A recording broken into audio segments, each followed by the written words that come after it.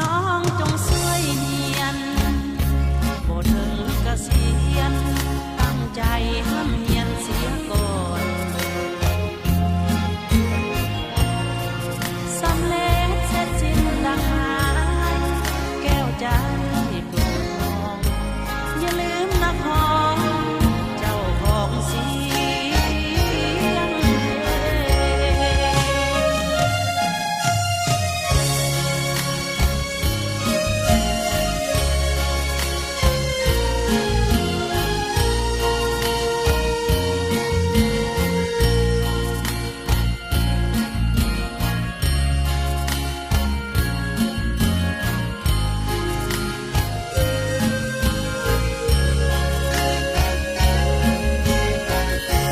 ตั้งใจเถิดน้องเนื้อทองสมเป็น